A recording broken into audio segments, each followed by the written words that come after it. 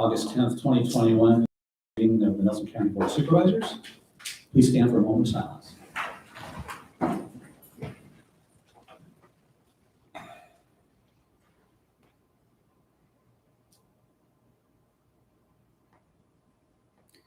Mr. Harvey, can you lead us in the pledge? Pledge allegiance to the flag of the United States of America and to the republic for which it stands, one nation, under God, indivisible, with liberty and justice for all.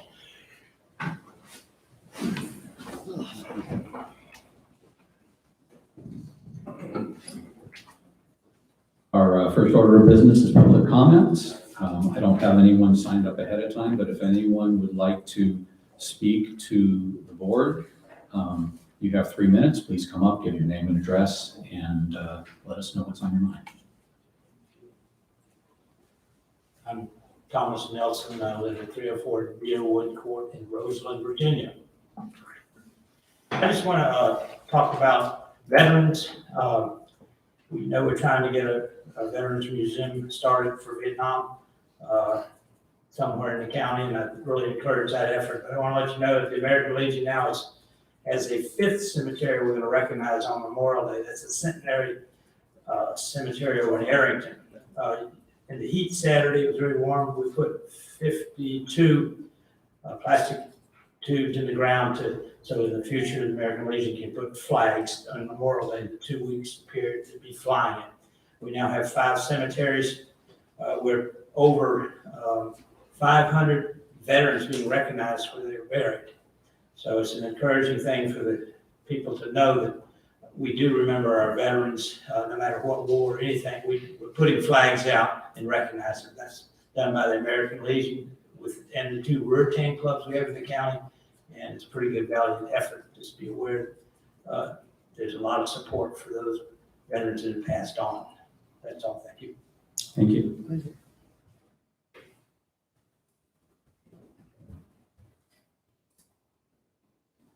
I have a packet to give you when I'm done, is that okay? Let me give it to Grace. I'll give it to you. Basically, these are excerpts, I'm just gonna read a few. Okay. I'm Barbara Piper, I live in Arrington. I'm here to request that a proper enforceable peacekeeping noise ordinance become effective in Nelson County. In mid-March, as soon as we had our first spring light day, my next door neighbor started playing extremely loud music and went on from 1 p.m. to 11 p.m. It was nonstop rock, rap, hip-hop music, some with offensive, vulgar lyrics, all with very heavy bass and steady drum beat. I spoke to them on a number of occasions, and nothing changed. So I therefore called the sheriff, and we've gone to call them on 5 different occasions. While the officers wanted to be helpful, they also there wasn't much they could do without sound level meters, and all they could do was ask them to lower their music. Since that time in April, I've had to deal with another neighbor and his excessively loud music. He has a loudspeaker on his roof. I went over to meet him and asked him to politely turn it down. He said, well, it's not summer yet, just you wait, because it's only going to get worse. He was playing a song that was extremely racist called I Wish I Was a Nigger. I could not believe it. It was shocking to me. There's now a third neighbor new to the area who is starting to play music late at night. Perhaps he thinks it's okay since other people are doing it. I won't speak to him. I don't want confrontation. The bottom line is this persistent noise is affecting me, my well-being, my right to quiet enjoyment. It interferes with my ability to rest, to relax, to pray, and even think. It's torturous. I feel like a prisoner on my own property. It is an assault on my senses. It's simply unfair that I am forced to be an unwilling listener. I have I've done research, and in my packet, I have some resources for you. I'm hoping that you will look at them. My suggestions are, number 1, to make this noise ordinance enforceable not by measuring decibels, which are often a gray area at best, but by using another regulatory tool called a plainly audible standard. Rockbridge County uses this. Again, I have all my information on this in my packet. And it's really a very good way of doing it because it measures distance rather than decibels. I would ask you to consider a 9 p.m. cutoff time, not 10 p.m. Frederick County's noise ordinance is 9 p.m. My reasoning for this is that 10 p.m. often goes into 11 p.m. and midnight with these folks, and 9 p.m. is more realistic in my opinion.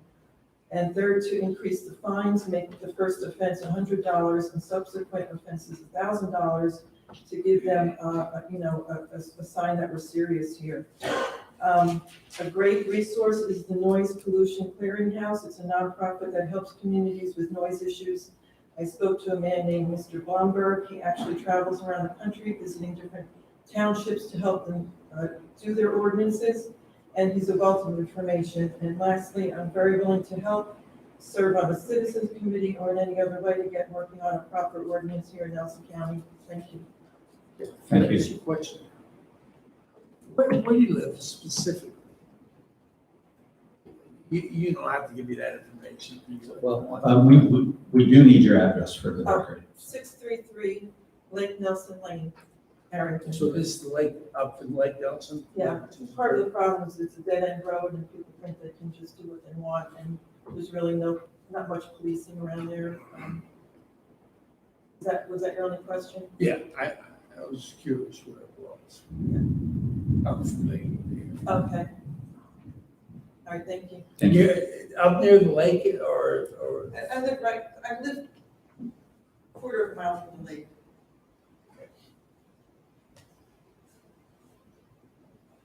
Would anyone else like to address this? Okay, we'll close the public comments and move to the consent agenda. We have a resolution to approve minutes and a budget amendment. Yes, just a quick inquiry to staff, budget amendment. Is there a chance we could talk about overtime and status on that while David Blunt's here? And we could just kind of give them some answers as well, since things have changed. Mr. Blunt, we might need your assistance. Overtime.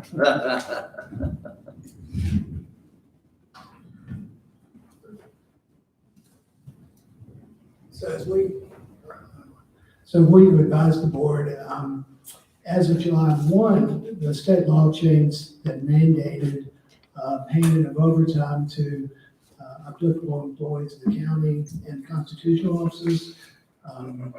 And some employees are exempt, some are not exempt. The non-exempt employees will be subject to overtime. The rules change for employees such as the county staff. Overtime would be applicable after 40 hours work week, with fire, which is not really applicable to the county, and law enforcement. Law enforcement is treated differently by federal law. They can work a schedule of 171 hours during the 30-day work period. So rules are a bit different there before employees in the sheriff's department, for example, would be subject to time and a half compensation. So the state law mandated that all employees, regardless of classification employment, would, at the local level, would be subject to overtime compensation instead of compensatory time, where if, for example, my position is exempt, just using my position, if I work more than 40 hours in a work week, then any hour over that 40 would be subject to time and a half, either for actually monetary compensation or compensatory time, where I could take an hour and a half off, for example. So that compensatory time went away as of July 1, but as of this morning, Mr. Blunt advised me that the General Assembly's made a change to state law. The governor has yet to sign it, but it reinstates the use of compensatory time. So today's budget amendment includes funding for various county departments on an annualized basis to provide for overtime compensation that may be accrued during the year, and also we use internal funding within the sheriff's department for vacancy savings to address overtime that sheriff's personnel may incur, subject to now the reinstitution of compensatory time. So, I guess long story short, until the governor signs this new change in state law into effect, which should happen hopefully this week, is what Mr. Blunt indicated, all employees who would accrue overtime, it will have to pay them. So, I can take questions on that. So, if we should say the governor signs the law by Friday, then the cutoff date where, on the county side of departments, we could either decide to pay overtime compensation or compensatory time. The budget amendment today provides for payment of overtime on an annual basis based on historic estimates. As I try to say, with the sheriff's department, we just use vacancy savings within the department to provide for any overtime the sheriff's department may incur until the law's changed. And Sheriff here is here.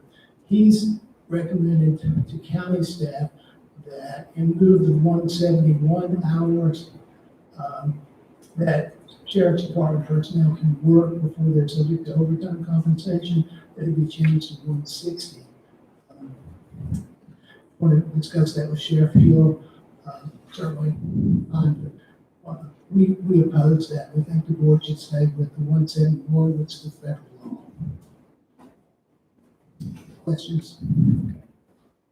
This current budget amendment, this takes in the requests of registrar's office and many others and the overtime asks that they have.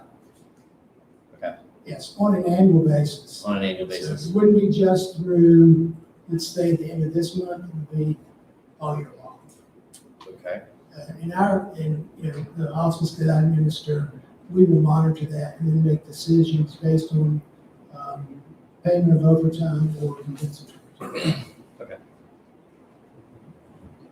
Do we need to change the budget amendment resolution as it stands? not yet, not until the governor signs it. Yeah, I would recommend just approval, and we can monitor overtime, my office, finance and HR, and then I will decide whether or not we should bring it back to the board with a new amendment to reduce the overtime funding or just watch it as time progresses. I think it's just over 19,000 on an annual basis, so it's not a significant fund for county staff. The sheriff's side, the budget amendment, I think it's about 21 or 22,000, which may or may not be totally necessary, required through, let's say, the end of this month. Then the question becomes, is the sheriff going to request additional overtime funding for additional months throughout the year, or go back to compensatory time, or blending? That would be the board's decision. I'll note that when the county's been challenged by former deputies of the sheriff's department, I think in the previous sheriff's administrations, the county has prevailed with the courts that the county's not required to pay that overtime compensation. The officer has that obligation. So the Sheriff Hill or one of the other more constitutional officers, if let's say I'm a deputy and I leave and I have 50 hours of overtime, the county is not required to pay that unless the board provides the funding. The officer would be incumbent on the officer to address that. Sorry, I can answer questions, and we know this fairly well. Do you guys have, can we ask someone, David or Jackie, y'all want to comment? Please. They know it's supposed to storm today. Thank you all for inviting me up. So as Mr. Carr stated, I am in favor of our deputies being compensated any hours past 160 within the 28-day cycle. As he stated, historically speaking, the county has, I'd say with constitutional officers, especially sheriff's deputies, law enforcement, and fire, and I think rescue as well, there was an exemption in federal law that from hour 160 to 171, it's referred to historically as gap time. And so that's 11 free hours every month that I can technically work a deputy sheriff. You multiply that by 12, if that happens every month, that's 132 hours a year that we get out of each and every deputy if we do that. You all may follow the mental health news a little bit more so nowadays, but we're being inundated with temporary detention orders, emergency custody orders. Just as of last week, to my knowledge, we settled 2 different TDOs, and 2 individuals, one cost our county 56 man hours, which is setting 1 individual. That took 1 out of the 3 deputies. If we're fortunate to have 3 work off the roadways just to set with a mental health patient. So a lot of times, and that's mandated by law, that we set with those individuals. I can't work around it any way or form. As Mr. Carter stated, previous administrators, they were sued, the county was sued. The courts ruled that the sheriff was responsible for making sure that the money's there to pay these individuals. Well, I do not control the purse strings, you all know that. We control the manning, but if the manning's not there, or if the manning's there, those hours accumulate over a period of time. So I've conversed with a lot of different localities. Some of them have gone to paying straight time from 160 to 171. Some pay overtime, time and a half, from 160 to 171. Some do not start time and a half until 171 mark. So there's many different approaches throughout the state. I think we could be a leader here by doing this, but then again, you have to have the money there to do so. Where's that money going to come from? But morale, this does affect individuals, especially when they're a couple years into it and they figure their time, they fill the timesheets out, they report it in. If they work over, we go back and we cross-reference to make sure that they were actually on a call. A lot of these calls may be those mental health warrants, mental health orders that we are required to serve by law. We may have to transport them to Galax, to Richmond, or where have you. That could pretty much take the whole 12-hour shift. But anyhow, the morale of our guys and gals, this takes a toll on them. They know that they're sacrificing 3 hours a month before they're getting anything at all. So at 172, that's when we've been giving them time and a half. So I'm not an attorney, and I told Mr. Carter this yesterday, and he's been very helpful trying to, sort all this out and try to, figure out something. But as I was perusing through and reading, and in your packets, I think there are many different articles that are referenced. But one of the things that stood out to me is when you go to the federal website, there's some information there that says, where an employee is subject to both the state and federal overtime laws, the employee is entitled to overtime according to the higher standard. For example, the standard that will provide a higher rate of pay. I don't think there's anything that prohibits you all from saying we're going to give you X amount of dollars to pay these guys and gals for their overtime. I would just ask that you consider, flip the script. Let's pretend you're a deputy for a day or a year. And to know that you're sacrificing 132 hours a year and you're not getting anything at all. Then after those extra 132 hours, you're getting time and a half. In order for me to give you time and a half off, I'm having to give people off, and then your response times, if you're a victim, your response times go down because we have less people working on the road. So it's just, I'd ask that you all do everything you can within your power. I did put together some figures over the past 3 years. We do have current vacancies. We were forwarded from the state 2 new positions. That comes from documentation over the past, say, 5 years or so. We were due for those positions. The state says, hey, you're in need of X amount of positions. That will not take care of overtime. Totally, that will not. Because some of these situations with these ECOs and TDOs, and that's legislation. And we have people that are lobbying and trying to figure out a way to, how can we help these people? Yes. Yes, just kind of getting to the piece here. So going to the drop-in, what you're saying down to 160 hours where time and a half starts, the expected cost is about $56K. Where are you? I'm on your second page. Second page. Yeah, so this was this was based off the last 3 years. Okay. in the current year, 2021, that's a projection, okay? Our last 6 months are usually our most difficult months because the holidays, a lot of depression sets in. The calls increase quite a bit, court dates as well. So what I did is I came up with meeting calls, took everyone's hour salary, hour pay, and then just come up with meeting calls and multiply that by the amount of time over the past 3 years, which gives you that figure, 56,492. Yeah. For a total year. Okay, well, I think it's worth a conversation of sorts on figuring out the overtime. I'd be interested in getting a little bit more commentary out of staff to see how we can further support our deputies. I think that would be, since we kind of have a big budget amendment, Yeah. I think this kind of needs to be its own item on an agenda, if that makes sense. Ernie, that's just my 2 cents. It's 56, since it's 50, what did you say it was, Steve, 100K? So when we initially, at the county staff level, calculated the overtime, I think using the 171 parameter and information from the sheriff's department, the overtime calculated for a year was about, I think, just a little bit less than 50,000. At 160 hours, it's about 100,000. So what happens, I certainly don't want to be in conflict with Sheriff Hill, but the federal standard or regulation is 171 hours over a 28-day work period. What Sheriff Hill's requesting is 160, which is basically 40 hours per week.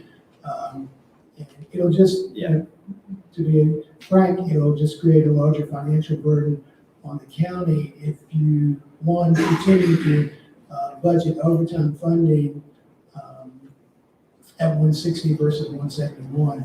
As I indicated initially, after the governor signs this change in state law, both the county and the sheriff's department and each of the other constitutional officers, as applicable, can go back to do some compensatory time. Then it becomes an annual funding question what the board wants to do. But as Mr. Rutherford says, Ms. McGarry's office, myself, we're very well versed in the FLSA, the Fair Labor Standards Act, and we can certainly write a briefing paper to the board about it. Sure, I think that would be probably a little bit, in my personal take, since it's a little bit broader, it looks like we're trying to do something a little bit more different and we're getting close to 6 figures. We could bring this up on the agenda separate, and we can kind of rectify those numbers, and we'll.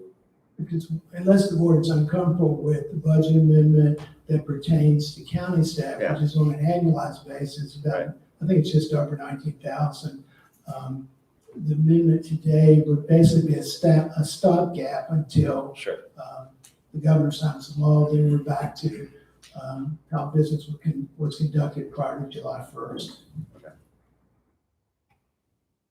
I have a question. Is it possible to pull out the overtime based on function in terms of the mental health support that you mentioned?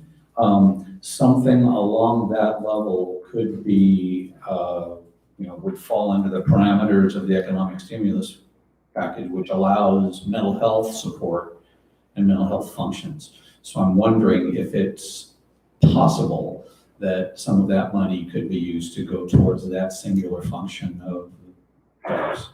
Yeah, but that money's not gonna be there forever. That's right. But it's possible. That was my question. I don't necessarily disagree with that. It's just the board needs to ensure that everything is fair and equitable, that you're not targeting certain groups and as opposed to others. In terms of mental health services? No, okay, the example is if you just funded overtime for mental health, but officers are incurring overtime for other purposes as well. Right, I understand. I was just wondering about if we were to have some funds available, if we were to go along with Sheriff Hill's recommendation, some of the short-term costs could be covered by something like that. We can certainly look at that because that certainly could be something that the American Rescue Plan monies could be used for. Okay. I would suggest September, bring it up in an agenda item. Excuse me? It is my suggestion that we just bring that up in its own agenda item since it's kind of a little bit more interesting in Yeah, September. as I said, we can write a, you know, Yeah. a white paper on this, just to Yeah. give the board more input.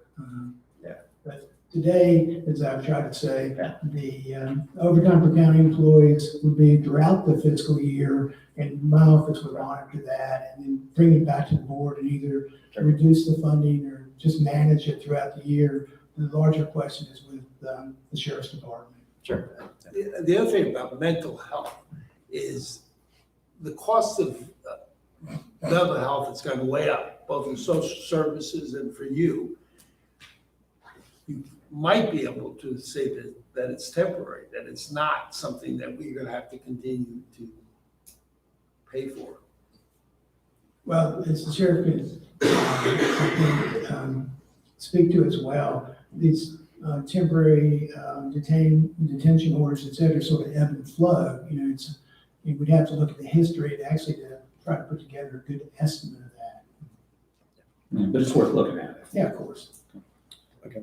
So I would recommend approval of the budget amendment as is, and then we can come back, as Mr. Rutherford said, and have this on the agenda for a broader discussion. Okay. Just the overall subject of overtime. Okay, I think that's. Sounds great, okay. Thank you. Thank you, Sheriff. Thank you. And All right, you sir. do have the capability of raising some of those funds too. What's that? Raise, You have the capability of raising some of those funds too. what's that? You know. Fundraising. No. How's What's that? our tickets going? That's, that's a conversation we can have sometime. Yeah. I And, mean, and I'll tell you, that affects, it affects the traffic safety as well. Well, and When it these guys also are sitting in the affects- hospital for, multiple hours, it's taking them Yeah. off the roadways. And so we use every person we can, so. Yeah. But I understand what you're saying. Well, what I'm saying is we need the proper amount on the road Yes, that, so it's a struggle. yeah. So, I mean, I can come down sometime, I'll show you the schedule and who's doing what, the call volume, or what. There you go. Oh, yeah, I agree. Thank you. All right. Thank you so much. Thank you. Mr. Chairman, for brevity, I'd move that we approve the consent agenda as presented. Second. Okay, we have a motion and a second. Any more discussion? Mr. Barton, Yes. Mr. Harvey, Yes. Mr. Carr, Yes. Mr. Rutherford. Yes. Mr. Reed. Yes.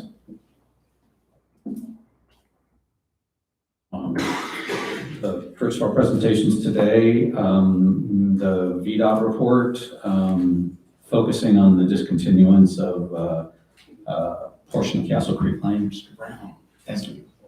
John Reed. I think y'all may have a resolution in front of you. This is to approve a discontinuance of 0.24 mile of Castle Creek Lane. We did our public notice and saw comments from the adjacent landowners to where the road may have been. And we've received no comments or anyone opposing this action. So the discontinuance allows for the right of way to remain in place. It's simply we do not maintain the road any longer, which the road is technically, You have them for 30 years. we have it for 30 years and it's hard to tell where the road was, so. Do you have any paperwork that actually shows that road? I have not seen any, Mr. Harvey. I went back and looked at the old maps. And I still have a suspicion, but I haven't been able to prove it as to where that mileage was. I don't know if that mileage was ever at that location. But I can't verify that. But there is property that's reachable by that extension. I don't know whether it goes back then to the the old thing about, using it for so long, then it becomes, it is the right of way. I don't think there's any question right now, but if we could find something that would actually show it. Yeah, we have searched every plat and everything we've been able to find, and I don't think we found anything. You and I have had a conversation about that. I know you and Mr. Kessler had a conversation about it, but it's kind of inconclusive as to where that road was.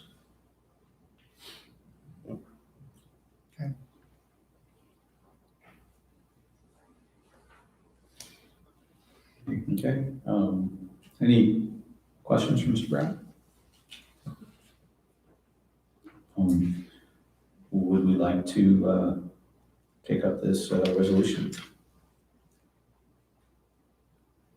you want me to get ready to vote? Mr. Chairman, I move that we approve resolution R 2021-44, resolution of support of discontinuance of VDOT secondary route 679 Castle Creek Lane. Do we have a second? A second. Now, that's a specific portion of it. Just the specific portion, yeah, not the whole And road. this does talk about that, doesn't it? It? That is spelled out in the resolution. It's in the resolution as to the limits. 0.24 miles. There's a drawing too attached to the resolution, or the VDOT information. But they have no backup to the drawing. No proof that the drawing is correct.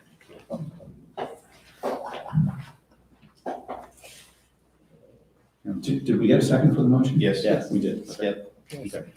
Okay. Any further discussion?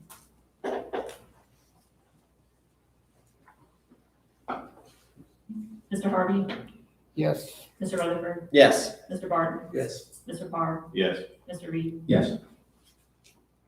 Okay, thank you. Thank you. Thank you. Okay. I do have a little report to give on a couple items from last month's board meeting.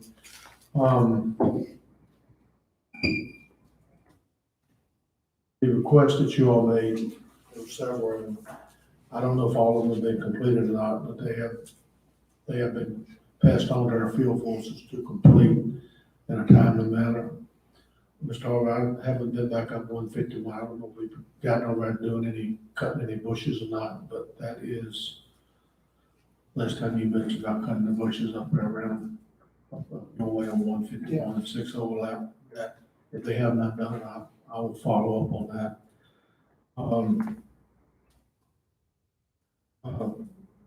Kevin Reed, you asked me about Route 828, River V Road as far as rural rustic. It will qualify for rural rustic because it does have a current traffic count of 70 vehicles today. So if the board would like to look at that in the future as far as adding to the rural rustic priority list, it will certainly qualify. And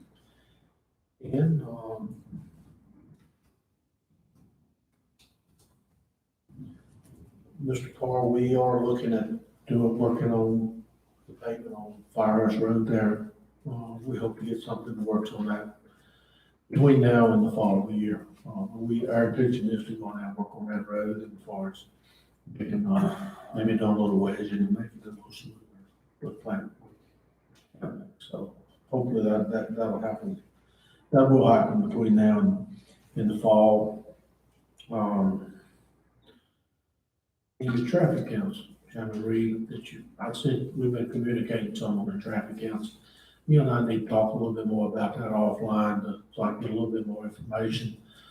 Those traffic counts I sent you, they are actually, I know they said they were new 2020 counts, but they are actually counts that were, same counts that were taken back in 2017 that were factored for 2020. So that's just kind of how they look at them and adjust them on whatever, according to whatever information they have.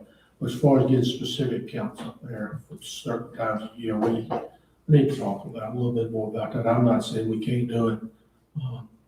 In fact, one of the specific times was in the fall of the year when I guess when the foliage is at its peak and y'all have your massive visitors up there. That's coming up. We'll work on trying to get something lined up for that if possible.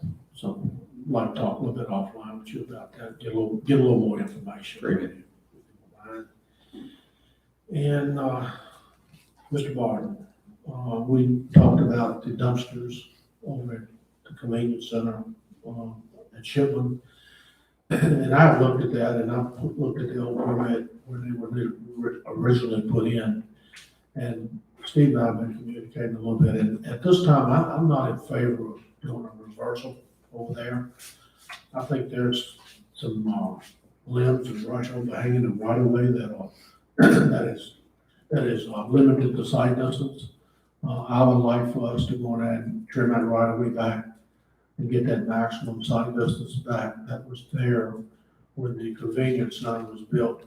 And see what that does before we go to physically reversing the exit and entrances. That's, I think I'd like to do it that way first, if that's okay with you all. Yep. I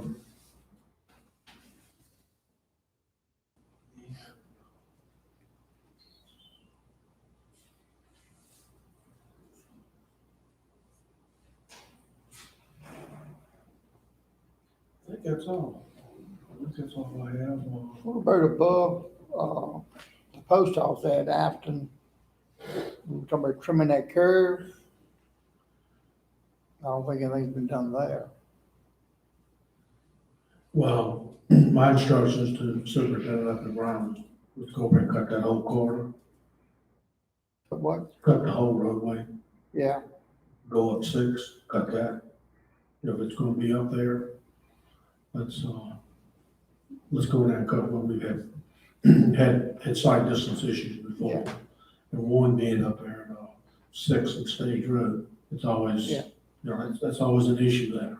So I wanted to cut that whole, it's I wanted road to stay up design. there for a few days. Okay. And one more thing, Mr. Barton, I have studied that, you've been asking me about that, Variety Mills Road. And I went back and pulled all the traffic studies, and you're not gonna find an individual sign for that specific curve.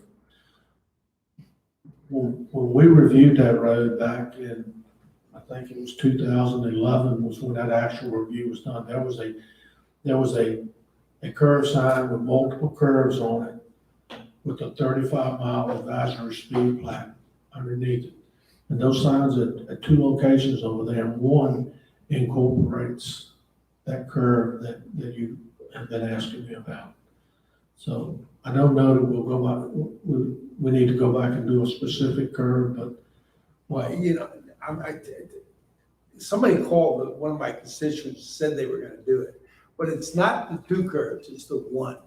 And it would be much more fruitful just to have a sign for the 1 curve, because the other curve is not so bad. This one is more than 90 degrees, downhill. It's a dangerous place. There's been a couple accidents there. Yeah. So as long as you're making progress. man, we're making progress, we just, okay. We'll continue on with this. That's all I have, Sharon. Any update on the work going on at Reed Gap, that curve?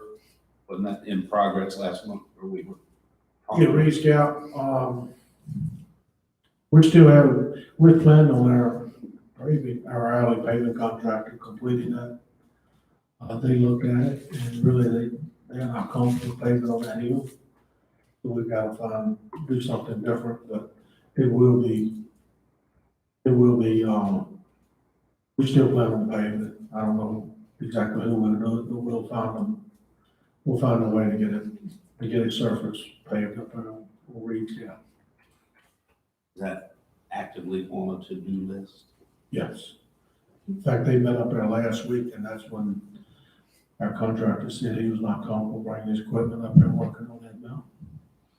So I don't know, that's a separate issue dealing with him for non-performance, but, we will work something out. Had a couple of residents contact me in the last 2 days about two different things, and I haven't looked at one of them, but I don't know what's going on with cutting, Roseland Road 56 up to Massey's Mill, up that way.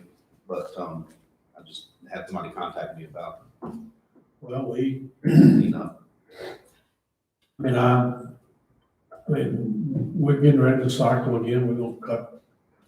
We're starting to cut the 4 lanes and cut the primaries starting, well, actually, we started down here in Nelson County on 29 toward,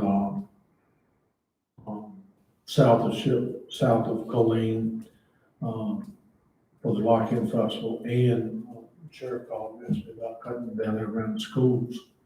It's like this, so we're down there today, started down there Monday, I think, but we'll get back in our cycle. I certainly wouldn't say that, it doesn't need cutting, but, you know, we can't be everywhere at once with our mowers. We have 3 or 4 tractors, and we need to stay on schedule. We run them every day, and, you know, you just can't cut everywhere at once. And I know it seems like it takes a while to get back, and it does. It doesn't happen overnight, but I'll find out which part where we're gonna be back in that area. I don't need to follow up. I'll just Okay, pass it along. okay, well, thank you. I'll let Mr. Brugier know.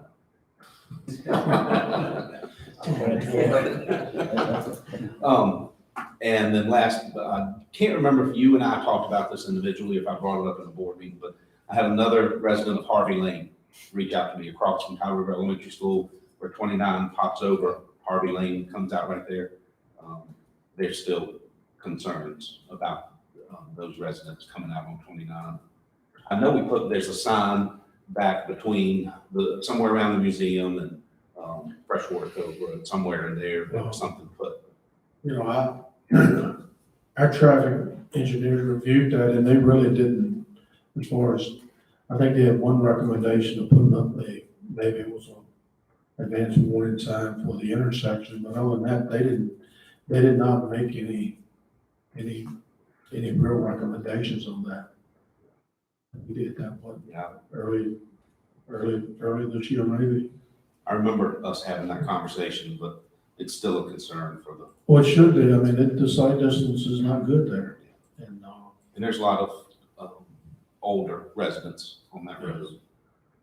there's specific requests for an acceleration lane. or Well, that was something. one That was idea one. that somebody had thrown out. But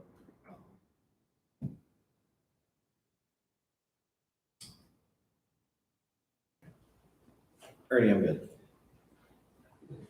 Tommy, you have anything else?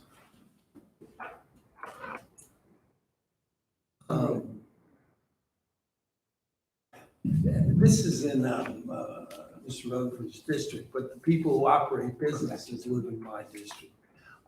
South of Lovingston, you have the veterinary, you have the hardware store, even Vito's uses land that they don't own to get back across the highway. Motel there's no way to go, that it's not dangerous to go back across the highway south of those businesses. I mean, so you have a lot of traffic with the veterinarian and hardware store, and a motel, and a business that failed there, you know. Are you talking about the intersection right at Blue Moon, or? I'm talking, that's the intersection that does exist, that works, that's fine, and they go from, So you're talking about Vito's the one, property, but I'm talking about the hardware store and the veterinarian. There's no way to come back across the highway. There's no lane to go over to, a median. What? You're saying a median? Medium lane that Median. you go over back. It's a dangerous situation, because check it out. Where's the hardware store? Sorry about- Across from, Right beside Blue the Moon. veterinarian. He's talking about Farm Livingston supply. Farm Supply. Yeah, farm Yeah. supply. Well, I mean, This is your. are you saying there are no turn lanes? Well, there is one turn lane down beyond the motel, but there's no way to go over. I mean, you're in the N29, and then you have to swing back, and you can, there's no way to slow down and move over there. You're probably aware of it. It's a dangerous situation. And, the idea of, other businesses operating, and even Vito's, to get out of Vito's, you come into someone else's property to get back. That's the last place you can go across the highway, till you get right down to the corner, and that place has no, place to slow down and go off to the I left. mean, coming out of Vito's, I mean, you can always go south and use a crossover that is a safer location. Yeah, You know, a mile down. or northbound traffic. I mean, I understand what you're saying. I don't know what we can do about it. I mean, because I don't see us putting in turn lanes at every crossover right there coming I don't think you northbound. can, it's so tight. And, I don't know how we could get them in there. A lot of the grade differential in the lanes would probably be a challenge. I mean, was there an accident there recently that they're referencing? With me, almost. Oh, almost in that. Oh, But I think you could put an area where a car could pull off, without, there's no lane to pull off and slow down. Well, if they're unsafe, It is like that now. Which one goes up there? There's one down there that's got a, turn lane. It's Yeah. over there down Stevens Cove way. Stevens Cove, that's Yeah. Stevens Cove. That, I mean, actually, if the sight distance is poor, and I know it's some sight distance, Then they'll Issues get rid of the there. medium. I mean, maybe instead of, maybe we.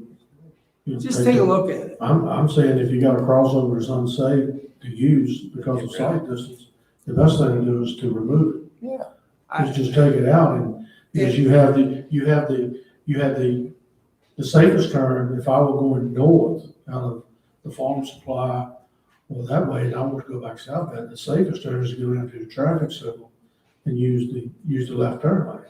Yeah. I mean, I'm just talking, I mean. You just check it out, I'll see check what it I'm out. talking about.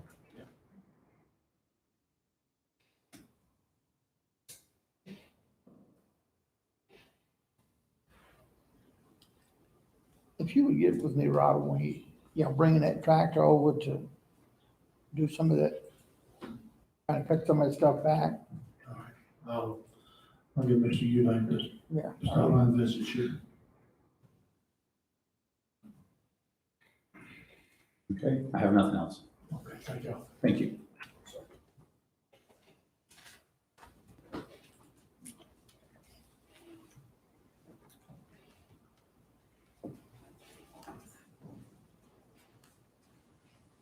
Now we're looking at new and unfinished business. David, you've been really patient, thank you. Give us an update on the cigarette tax administration update. Thank you, Mr. Chairman. Good afternoon, board. Appreciate the opportunity to talk to you about regional cigarette tax administration. I've got about 8 or 10 slides also in your packet. I'm just going to run through those real quickly.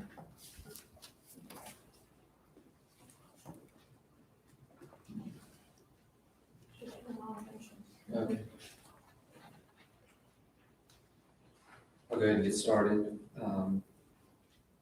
Keep an eye on that. I just wanted to talk to you just a little bit this afternoon, talk a little bit about the authority that counties now have to levy cigarette taxes, give you a little background on at least one area in the state where some of that administration is already going on a regional basis. Talk about a little bit about the work that has been done so far regionally at TJPDC, working with the localities towards establishing a regional administration, and then a little bit, here we go, little bit about some of the to-dos that are still to come. That was that slide. Oops. So as Mr. Harvey knows, as Mr. Carter, Mr. Wood, they know that I have come to the Nelson County Board of Supervisors for many years now to talk about legislative issues. And every year, we talked about counties having the same authority or similar authority that cities and towns had to generate revenue. And finally, in 2020, we had some success, not total success, but part of the additional authorities that were granted for counties included, effective about a month ago, the authority to enact a local cigarette tax up to 40 cents a pack. There was some additional legislation during the regular session this past year, or this year in 2021, in the form of Senate Bill 1326, that put some, I don't want to say parameters around, provide some definitions to cigarette taxation, encouraging local cigarette tax stamping and tax collecting through regional cigarette tax boards that would be made up of at least 6 localities, cited authorities that were already in the code that localities have related to the Joint Powers Act, as well as the Regional Cooperation Act, which is the enabling statute for planning district commissions. And also define the various duties that such boards could have. And finally, it directed a task force review of ways to modernize the stamping and taxation system at the state level. That's a task that has been assigned to different groups before. They have not been able to come away with a solution that everybody was agreed upon, that they were going to take another whack at it this year, but to my knowledge, they have not done anything formal on that. So for a little background, there has been, for about 50 years now, a Northern Virginia cigarette tax board that has been collecting and enforcing cigarette taxes for 19 localities in that region. Most of them are towns. There are a small handful of cities. And then prior to the authority for counties that took effect more broadly July 1st, there were 2 other counties, both in Northern Virginia, that had the authority. And one of those was part of that board. They have since that time, since the July 1st date, well, I guess even prior to, had some others interested in joining the board in Northern Virginia. Some other regions of the state also are in the process of exploring or establishing regional boards, and I've listed a few of those there by Planning District Commission. The Northern Virginia board, at least what I've seen from at least one of the other regions, the structure for the board is really guided by some ordinances and memorandum of understanding or memorandum of agreements, which spell out the membership of the board, the powers and duties of the board, also speak to the hiring of an administrator and the duties that the administrator would have, and then some specifics about the collection of revenues and the disbursement of those revenues back to the localities. Separately, in areas where a cigarette tax board is in place, the local governments that make up that board would also establish a separate cigarette tax ordinance to establish the levy, to establish that tax rate, and also to provide for rules that pertain to the wholesalers and distributors and the retailers concerning primarily the stamping of cigarettes, and also laying out what would and not be allowed. Just to give you an idea of some of the work that we've been doing at the Planning District, and really, as I said, working with localities in the region. We provided back in the winter just kind of an initial information session. We're very grateful to have the City of Charlottesville to provide that to local staff in the TJPDC region. The city has been levying cigarette tax for a number of years. Currently, their rate is 55 cents per pack. We've also convened a larger group of local staff on a couple of occasions, just to kind of brainstorm, get some response and feedback as to the formation of a regional board to administer cigarette taxes. And then probably more importantly, have pulled together a smaller working group that's been able to meet more on an ongoing basis and a more frequent basis to really guide the work towards trying to stand up a regional effort, not only in the TJPDC region, but really in just a broader area. And we've been keeping the Planning District Commission updated as we've been moving through that process. So continuing on with work today, you will recall back in the spring, you received a memo from me with an accompanying resolution, which you subsequently endorsed, just to express your interest in having the dialogue and having discussion about a regional administrative effort. Some of your staff has been part of some of that discussion. We've got 8 localities that have expressed some interest in participating in regional administration. That includes 4 of the 5 counties in the planning district region, as well as Augusta County over the mountain, and Madison County and Orange County to our north, as well as the city of Charlottesville has been participating as well. I've put together, and my plan is tomorrow to send out to each of those 8 localities a draft ordinance and a memorandum of agreement that would be before you for your consideration and hopefully adoption to stand up this regional tax administration effort, to stand up this board. And the request will be that you take that up at meetings that you would be having, depending on work schedules and loads that agendas have and the particular board, either later this month or the first part of September. The other thing we've been doing is really just trying to get as much information together as we can and work towards a lot of the details that would need to be addressed to start cigarette tax administration by January 1st of 2022. I believe in your package you had some information about some of the calculations and financial scenarios that have been done based on projected sales, what revenues you might be able to expect. We started taking a look at some of the potential one-time as well as ongoing expenses that would be incurred in terms of regional administration.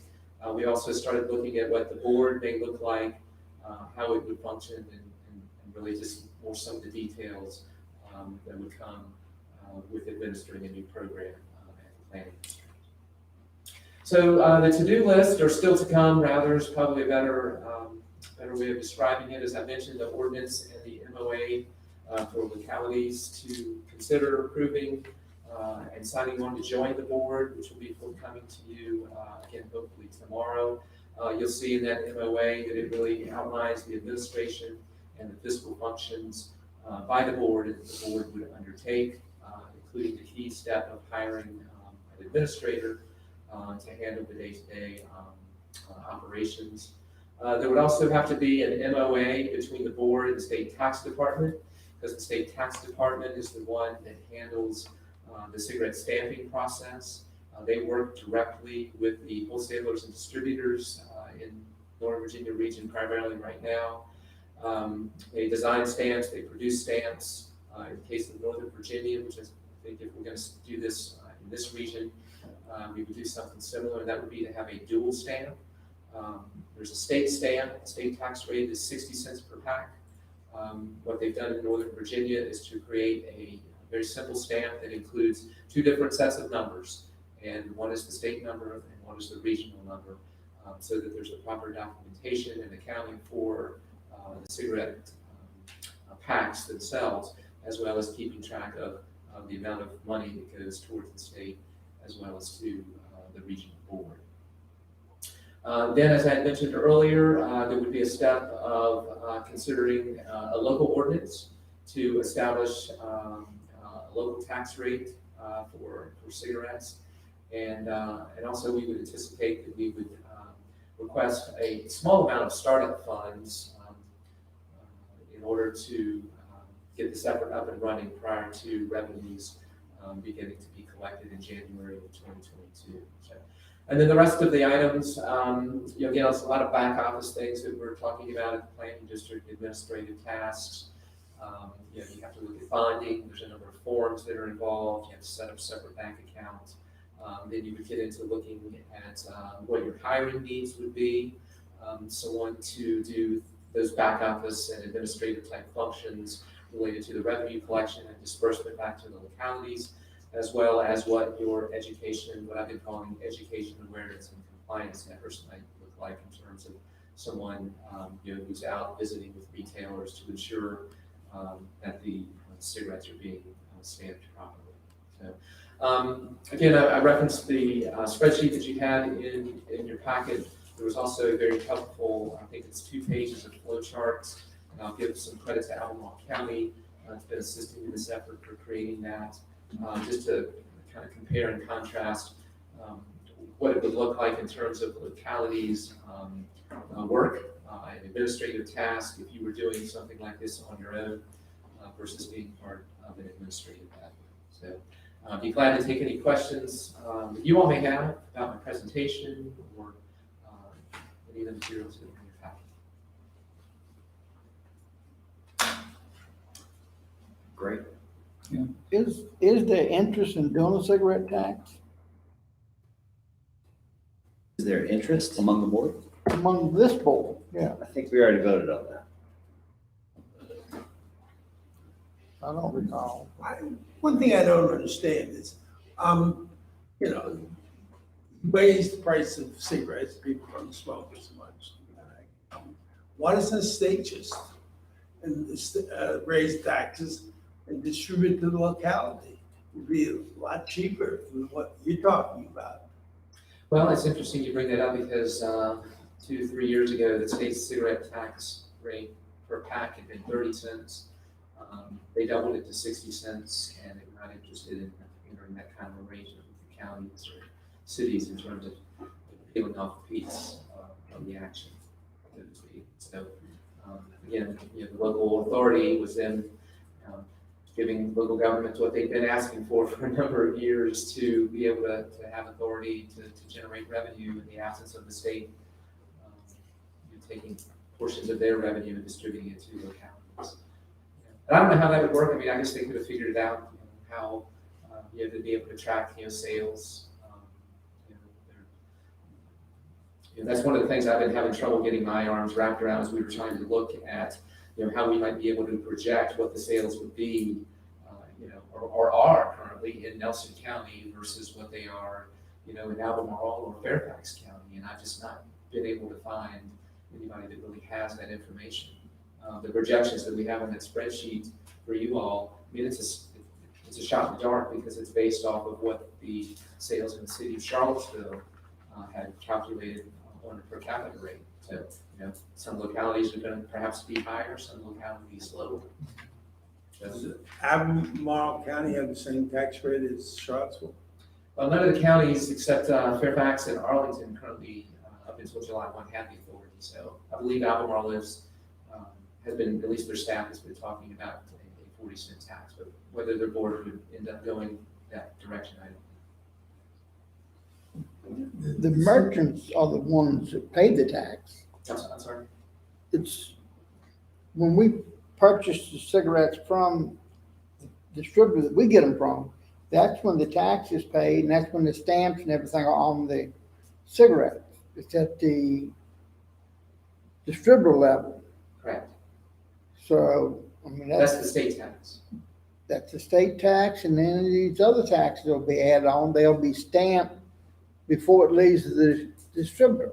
But the tax, the local taxes would not be collected until they hit the retailers. The retailers would remit to the distributors, and then they would remit to the regional board. That's my understanding. Now, do what now? You going So I believe that the distributors, when they purchase stamps from the state level, they're paying up front. They're paying that 60 cents per pack up front. and so are we when we purchase them And from then the they're distributor. collecting from you all. I believe that with the addition of a regional tax, then it's going to be collected from the retailer, at the point that the cigarettes are delivered to the retailer, collected by the distributor, and then the distributor would remit that revenue to the regional board, and then it would be dispersed back out to the localities based on, where the sales have been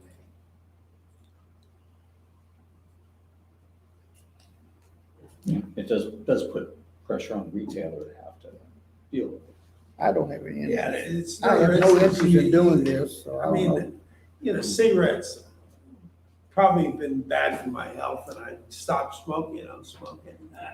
But it's a tax on the poorest people. It's so easy to tax poor people. I know you shouldn't smoke. And health costs are enormous and everything else. But it's so typical to me when you're gonna have a tax, it reminds me of the lottery, heaven forbid, where the lottery is supposed to go to education, but forgive me. It does go to education, but they pulled that same amount of money at the bottom of education Right. and put it in the general fund. Yeah. So what, Really. Well, Well, that was my question. Are we interested in doing a cigarette tax? If not, there's no need in going a whole lot further. Well, I mean, we run into the situation where the entire surrounding jurisdictions are participating in doing a tax. Now, I mean, that's the first we've had this discussion of someone actually being, last I checked, I thought we had made action. I think people would line up at your store to buy cigarettes. We're the only, never mind. The action we also previously was to express interest in Yes. participating in the discussion, Yeah. which is the Sure. action that the others have done as well. I don't Nobody's got to the point of voting on the ordinance and the memorandum, which will be sent tomorrow in order to actually join. I think there's a lot of ways to look at this, and I hate taxes most of the time. But you can also look at other situations where I wish we had a local participation on breweries and wineries and their distribution. So we only get the meal side of that. My goodness, and the millions and millions of bottles that leave our county, would be a great potential to participate in some of that. I personally don't have much reservation of having the cigarette tax. I mean, my goodness, Philip Morris made a statement the other day. Did you hear what the CEO said? He said they're getting rid of cigarettes in the next 10 years. I mean, who knows? But It's a nice precedent. It's the tax thing you're talking about. Yeah. I appreciate the precedent. Yeah. Precedent, yes. but still. And we're trying to look at this from a regional basis, as opposed to having, Albemarle's 10 cents higher than Nelson, and, I don't know. We all voted yes last vote, so. Well, I want somebody to go show me why I voted for it. It's on the record. Okay, well, I'm gonna see it. We'll play the recording. It's in the minutes. It's in the minutes today. I don't think it's last month. I think it was a couple months ago. Yeah. It's back to spring. Yeah, but we'll be looking at doing action in our September meeting, correct? If you put it on the agenda, then it's. I'm sure it'll make it there. That's the question for me, David. Is the objective to advertise the ordinance or just have it before the board to go to public hearing? Well, what we'd like to do is, folks to be in a position to be able to have a public hearing and adopt sometime in September. I'm not saying the first meeting, second meeting. If we could get the board, know what the participation numbers are, how many localities, by the time we're rolling through September, so that we can look to the first part of October to get the board up and running. I think, as you recall, our board just meets once a month, second Tuesday, so maybe October, if the board consents to do it. Is October going to be too late? I think most everybody else is going to be doing it in, I've got one of them that's going to be doing it late this month. Most of the rest are going to be in September. The provision in the MOA, actually the board is established once at least 6 localities in compliance with the law have passed the ordinances and resolutions. We may or may not have 6 by the time we get to October, so. Well, we can certainly do it if the board, authorizes us today to advertise the ordinance once we have it in hand. Yeah, we might as well. Yeah, I have It's no just a objection. public hearing. I have no objection to doing the hearing. Can we just go by consensus? What is this tax be used for? This is totally up to the board. This is not a Well, that's regional just my tax. question is, This is up to you. what purpose do we have for the tax? As David said, whatever the board decides to use the funding for. They can take care of the overtime for our deputies. I thought you might. I think you found it. The rec project. What? Dedicated to the rec project. Yeah, deputies overtime, rec project. Sounds like a good trade-off. Yeah. I would Yeah, also share with health. you that I have heard from the Blue Ridge Health District, this was early on in the process, maybe when there were some first initial news reports. Blue Ridge Health District and the Cancer Clinic at UVA, so certainly, folks that have interest in smoking cessation and reducing smoking will probably be reaching out to localities that implement tax. But we're not required to have a destination for it, you can just go in the general fund. Yeah, As correct. well. So- But it's a discussion worth having. I would suggest that we give some level of just a consensus of taking this to public hearing is essentially upon receiving that. Is there any objection to bringing this to public hearing? Yeah. Okay. Okay, then we should bring it Take a for a motion. vote. This is a public hearing, so for everyone knows, this isn't endorsing it yet, but I move that we, upon reception of the ordinance, have a public hearing in September to discuss a regional cigarette tax with the TJPDC, I guess. Can I be any more thorough? All right. Okay. Do we have a second? Second. Okay, further discussion? Mr. Carter? Just a couple comments, if I may. Devin can correct me if I'm wrong about this, but for a significant period of time, the counties did receive state funding, cigarette tax monies, but I think in the last few years, that money has gone away. Secondly, when I was city manager, Clifton Forge, we had a cigarette tax, and I can attest that the treasurer here will not like having to administer the cigarette tax just within her office. The regional situation is much preferable. Yeah, that's a good point. Okay, further discussion? Last chance. Smart. Mr. Barton, Yes. Mr. Harvey, No. Mr. Rutherford, Yes. Mr. Carr, Yes. Mr. Reed. Yes. Thank you, David. Thank you, Mr. Chairman. May see you again next month. Talk about legislative issues again. Yes. Sounds likely. Yes, that'd be good. David, thank you so much.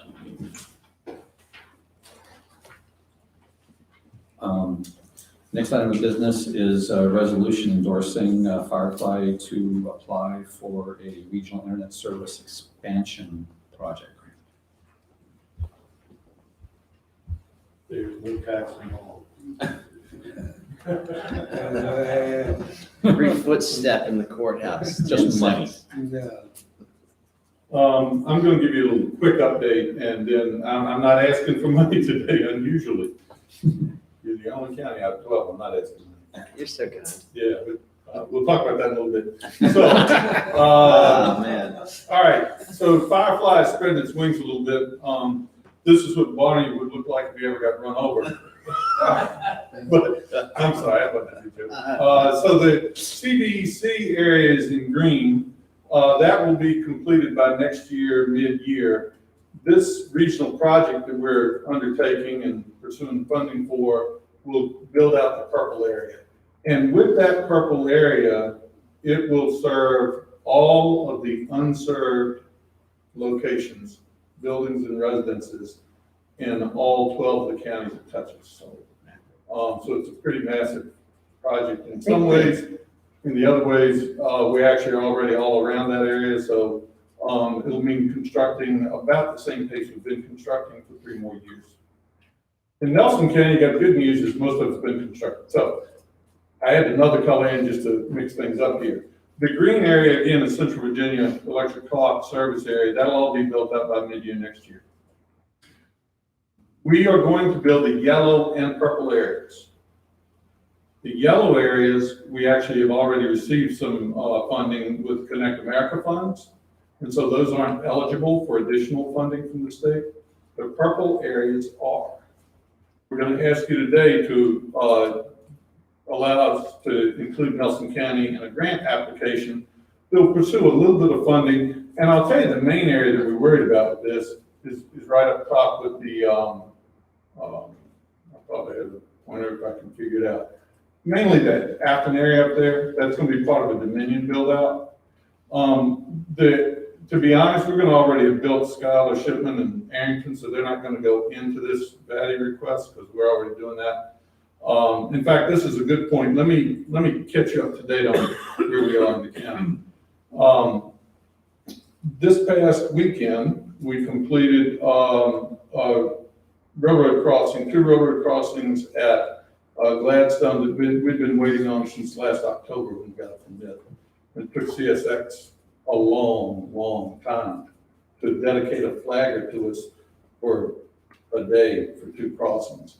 So we've had the fiber pulled in all the way up to Norwood for a while. We haven't been able to do the splicing on it because we're waiting on these last 2 crossings. Those 2 crossings happen. That means the rest of the way down to James and Norwood, and actually turned up at Winjana, they're starting to splice that this week. So that'll add another 500 or 600 locations that we've been held up on. This week, actually last week in Shipman on the north side of the tracks, AEP started doing make-ready construction. It took them a while from when we first started, but they have a crew down there. They intend to finish that within the next week and a half. It's not that large of an area. And our crews will be in either the last week of this month or the first week of September building fiber. That was in the CARES area, so it's on the north side of the tracks.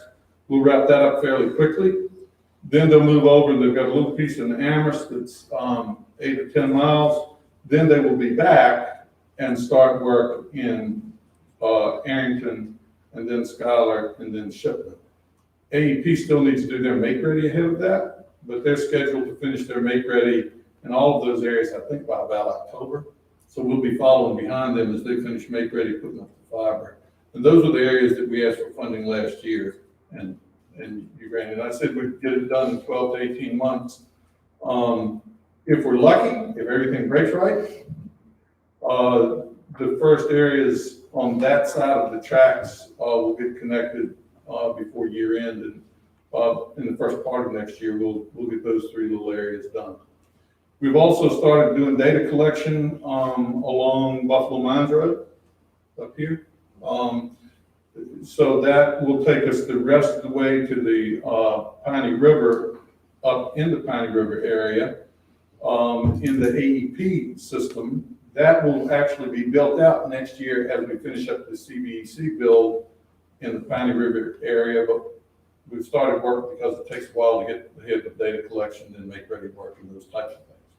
But we're starting work in another area off system. We'll also pick up a couple of little areas up there. There's a little area right at 56 and 151 with a dozen or so homes, and there's a little area on Jenny's Creek across from Henderson Store up through there that isn't covered. So we're picking up those as part of doing the Buffalo Mines piece. So start to get data collection in there, then there'll be design work. It'll still be 6 months, 8 months before we're connecting those folks. Shipman, we should be able to get connections. We could start connecting people in the CARES area by October. And then the Arrington, Schuyler, and Shipman areas will come in starting toward year end. We still have those other areas that we'll be building in and completing, as we said. And I think we told you we'll finish by 2024. We'll certainly do that. There's really not that much area left. It could be earlier than that, but I'm not quite ready to commit to it. All right, now go back to that now. What'd you do to Livingston? Livingston it's considered served under this, under the grant definition. Okay. Because the Nelson County fiber runs through, the fiber that y'all transfer does runs through some of those areas. There's still a little piece of Livingston. There's a couple of pieces. And we have them on the list. Okay, that's all So you had to say. we're not leaving it out. Yeah. We actually, on what we call the Central Virginia network, which is the fiber that came up from the county, We started work up behind, Mr. Harvey's, gas station in the Tan Bark area. We have about 30 people who've applied for service up there who didn't previously have service that we're going to connect. But we had to do a good bit of rehab on the underground boxes, and there are a number of things. No need to get into the details. It's going to take us a while to get those rehab, but we're getting them connected. The next area of the that system that we're going to look at cleaning up and expanding is in the Livingston area, and we'll be doing that soon. There's still a little area that I know several people are interested in just outside of Livingston, headed down 56.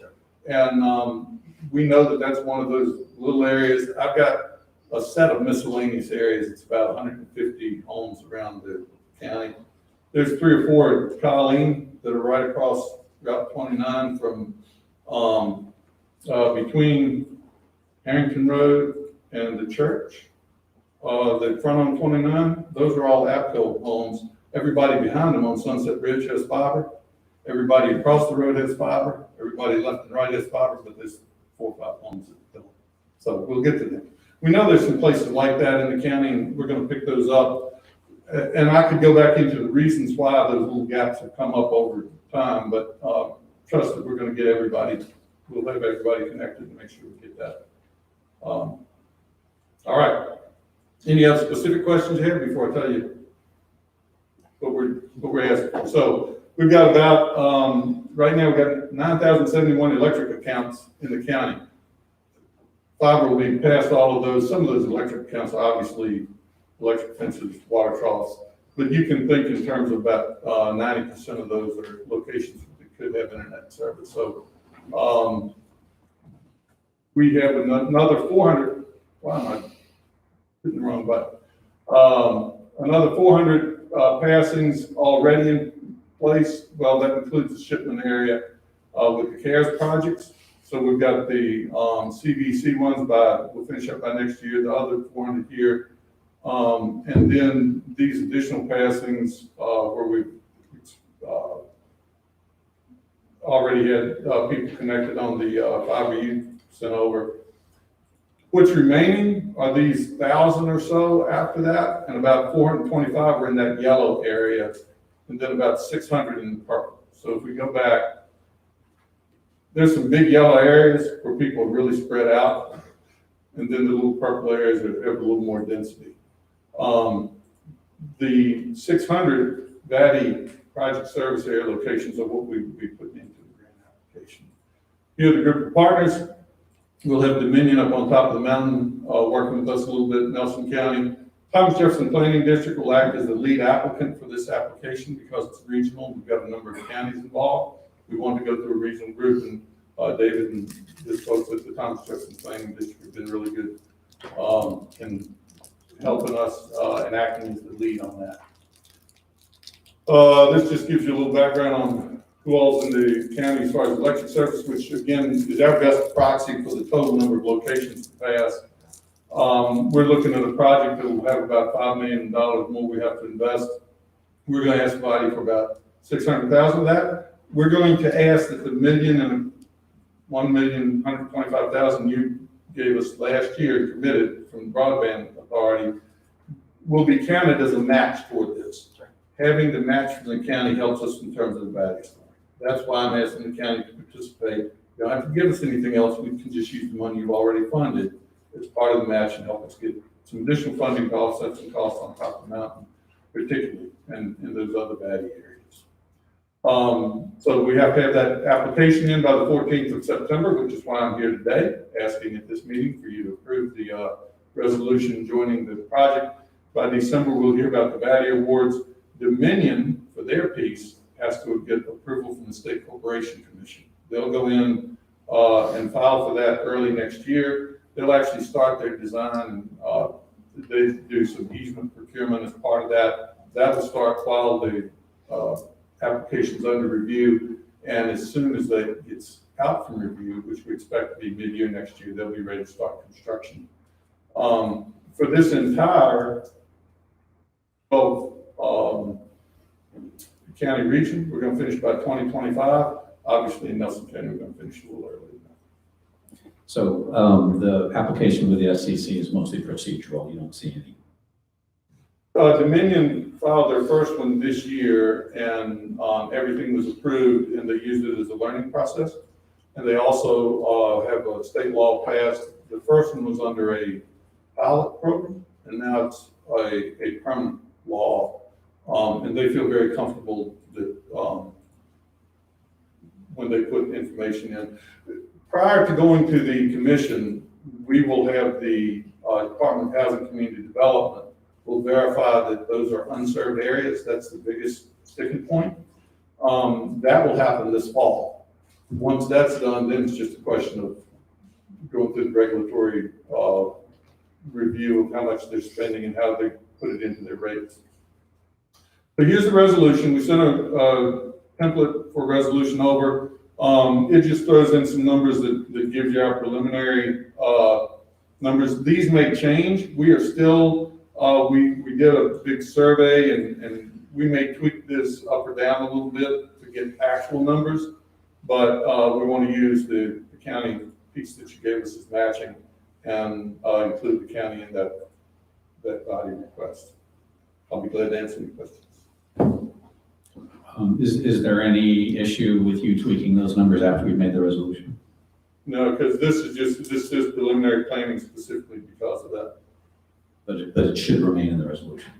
Yeah, I'm fine with it in the resolution, yes. And I've talked to the DHCD folks about it, so. If it needs to change, we would just consider it as a correction. Yes. We can come back to the board. All right. And this is only gonna help you and expedite it, right? This is only going to help us and expedite it. And That's right. as I mentioned before, we're already working in the county. Absolutely. The Dominion area, because we have to wait for Dominion, because they have to wait for their approval, will likely be one of the last places just because of waiting for them. And then they will build fiber along the main route on their lines and lease it to us. And we will take the fiber from part of the way down the pole and take off and build out to the homes and build laterals. So we'll be sharing, they'll have some fiber, we'll have some fiber in their area.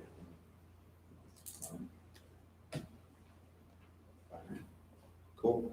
Any questions for Mr. Wood? Thank you so much. All right. We love good news. We love it. All right. So, anyone like to make a motion on this resolution? I can do that. Mr. Chairman, I move that we approve the resolution R 2021-45, Nelson County Board of Supervisors, resolution to participate as a partner in the Regional Internet Service Expansion Project. I second. Okay. Any further discussion? All I can say is this is good news. This is only going to expedite and get our much underserved areas access to internet faster. Mr. Carr? Yes. Mr. Harvey? Yes. Mr. Barton? Yes. Mr. Rutherford? Yes. Mr. Reed? Yes. Thank you.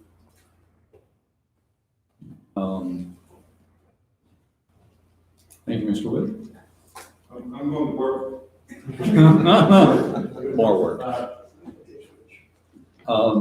Next is a request for a pump and haul permit for Winter Green Adaptive Sports. Rename. You mean the rename? Oh, I missed that. Okay, consideration for request to rename officially named county roads. I checked it off before it was done.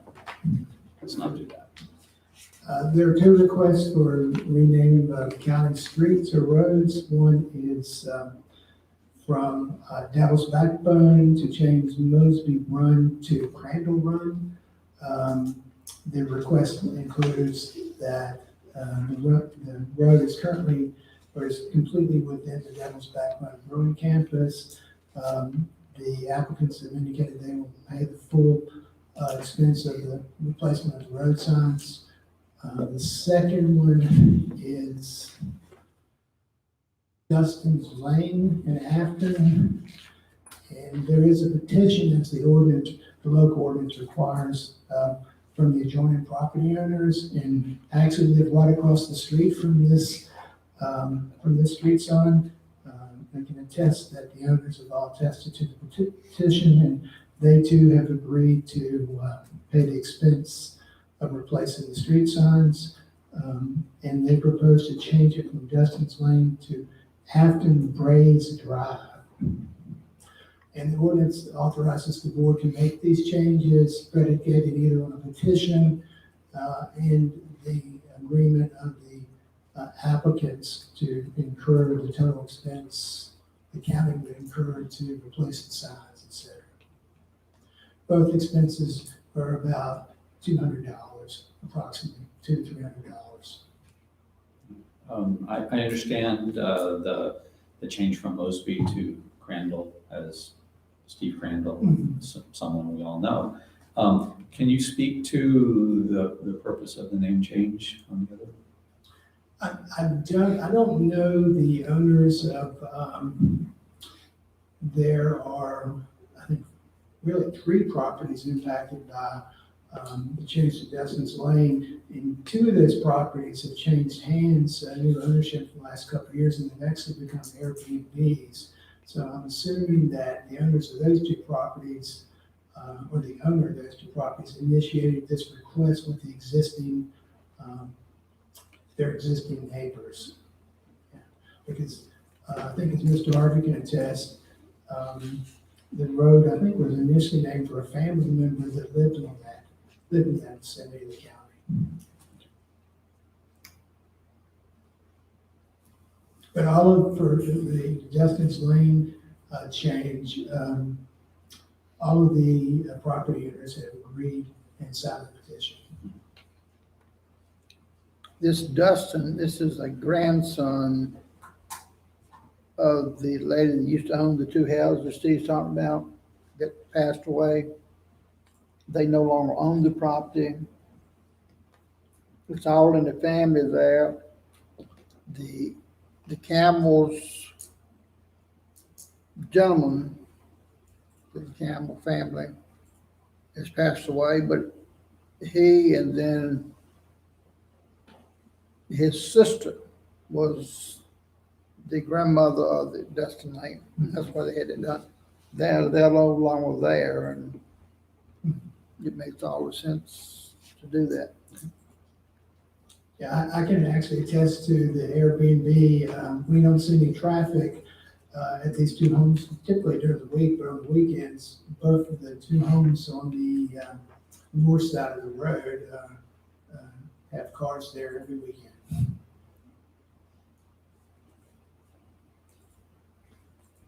So I guess the question before the board is to approve the request and as presented. I'd like to approve the 2 name change requests, the Mosby Run to Crandall Run, and the Dustin's Lane to, what was that? Braes. Afton Braes Drive. Thank you. Yeah. What does Braes mean? Yeah, I didn't look it up. Second.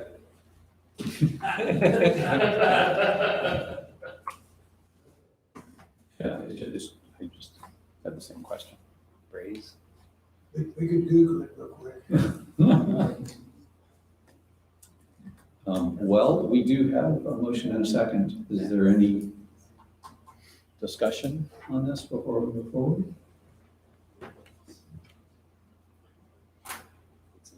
Mr. Barton? Yes. Mr. Rutherford? Yes. Mr. Parr? Yes. Mr. Harvey? Yes. Mr. Reed? Yes.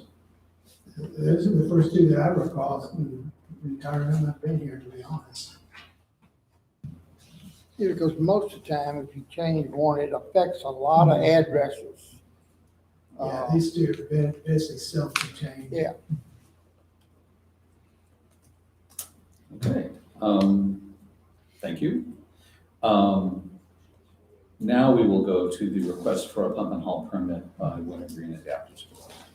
Thank you. So I'll begin by noting that Mr. David Shreve, the Executive Director of Wintergreen Adaptive Sports, is here, and hopefully will correct me if I misstate anything, but the staff received communication from Wintergreen Adaptive Sports in the last week approximately.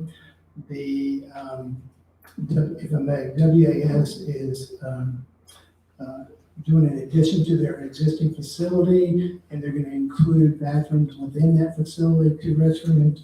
And what the request before the board is to authorize a pump and haul permit for Winter Green Adaptive Sports to be included with the pump and haul permit the county holds with the Department of Health.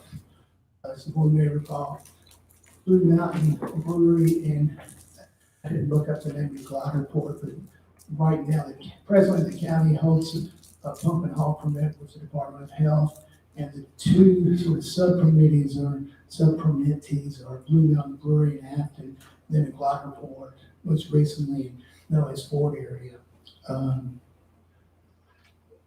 WS has worked with the Service Authority. Their facility will be beyond the Service Authority's requirement for connection to their wintergreen system, just beyond 300 feet.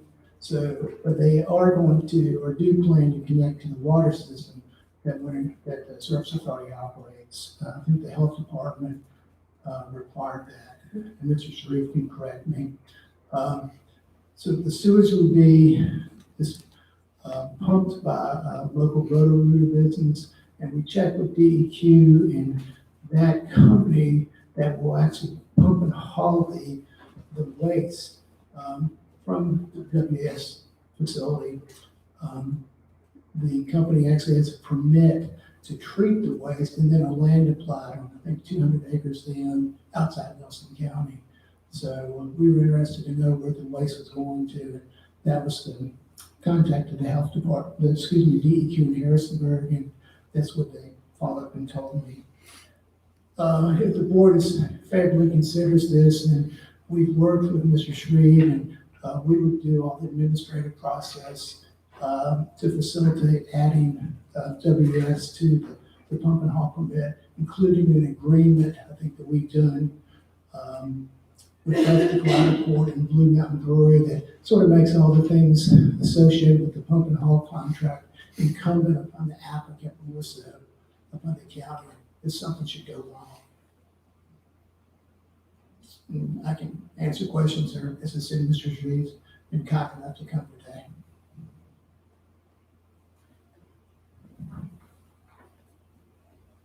One of the things I sort of admitted this is sort of the urgency of this consideration, because they're trying to get this done, as I understand it, before the upcoming ski season. Discussion. Yeah. Mr. Shreve, is there anything you wanted to add to this? First, just a word of thanks for speeding us onto the agenda. I really appreciate it. As Mr. Carter said, we're trying to get this project done before the ski season. It's something we had planned back in 2015, and when the resort changed hands that year, they called timeout on the project, and so we've been waiting for 5 years to do this.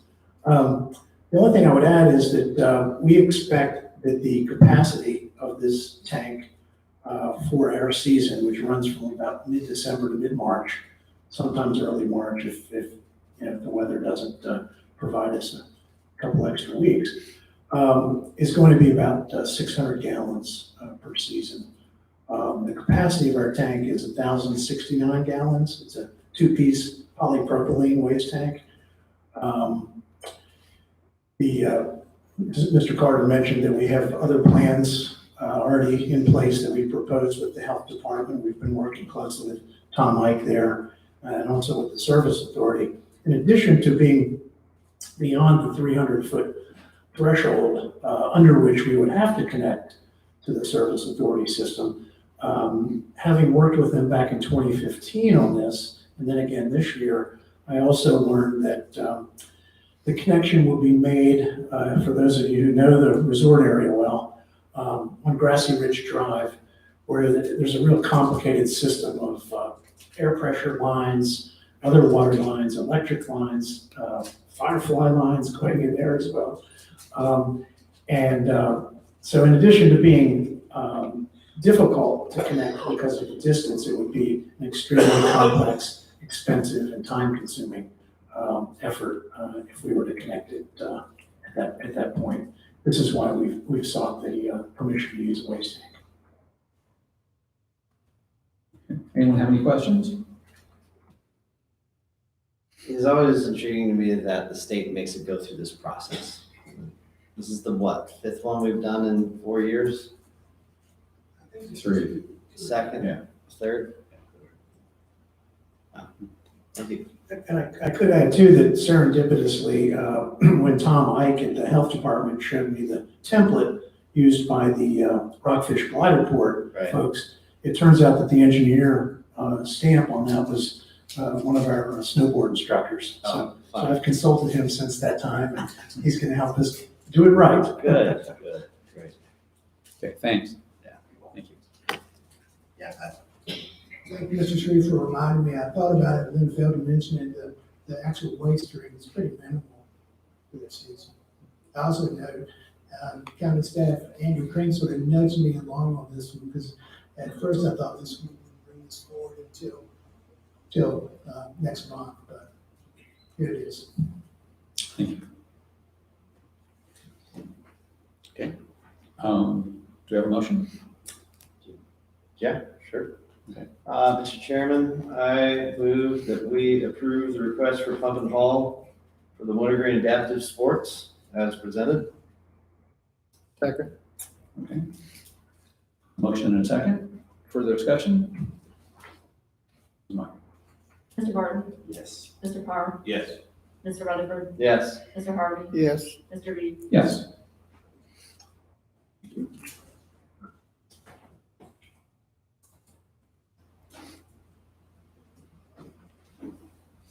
Okay, next we have a memorandum of agreement for replacement of the bridge. Please elaborate for us. Yeah, this is a multi-party memorandum of agreement that pertains to replacement of the historic bridge on Oak Ridge Lane, across the Norfolk Southern lines. This project with VDOT's been in process for about 2 years or longer. County staff have participated in several work sessions with the department and various interested parties. So the plan is to replace the historic bridge, or that's actually what's going to happen. I just didn't feel comfortable signing the MOA without the board's consent.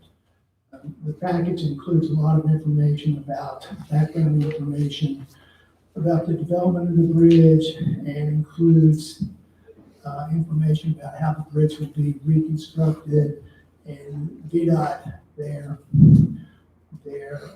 archival staff or archaeology staff or their historian, they're going to take video of the demolition of the bridge, record information about the existing bridge, and then they're also going to install interpretive signage, I think, about the existing bridge. And there's been a lot of discussion about this. There have been, just said, outside parties, consulting parties, who, the historic process, historic review takes a lot of time, and that's really what's taking so long to get this to the point of actually moving forward with construction. But what we're seeking today is just the board's authorization for county staff or Mr. Reed to sign the memorandum of agreement that says the bridge can go forward, so to say. Move forward. Any questions for Mr. Carter? Okay. Motion? Can we just do a consensus? Consensus is fine with me. if the Yeah, board's okay. comfortable with That's that. fine. Is there any objection to approval of the memo agreement?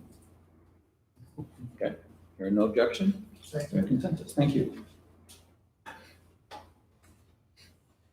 And now we have the funding request from the Millennium Group. The mowing group has been working on the restoration of the gymnasium at the Heritage Center, and they, among their fundraising activities, they've realized a grant from the Perry Foundation that requires a match. The local match should be $52,500, and they submitted a request to the board to provide that funding in the amount of $52,500 to assist them with their overall project. I think the executive director is here today if the board has some specific questions, but We've seen pictures of the restoration of the bridge, of the gym, and I know Mr. Miller with the county's building inspection department is working with them as well, so. Yeah, I would say kudos to the Millennium Group for their efforts to get the gym back up and being a public asset. Very good. Ms. Burdette, do you have anything you'd like to let us know concerning this request? Thank you. Thank you to the board just for the opportunity to stand and speak and to receive our proposal. I think that the proposal as presented exactly states where we are and what we've been doing. To date, we've raised as a group over $200,000 for this project alone. The renovation of the gym is extremely important to the community as a whole, especially to that end of the county, to have this gym up and functioning for a place for safe physical activity as well as just fellowship for the community as well. So this will help with phase 3 to continue the work in the gym and to have it open and fully functioning. So we thank you for listening to our request and for considering it. If there are any questions, I'm happy to take them.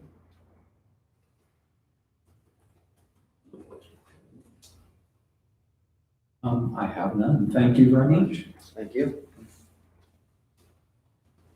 Yeah, and I'm sure the board's aware of this, but we, at the staff level, we certainly don't have any concern with the amount requested. It's my understanding that some of the recovery funds from COVID can go towards this.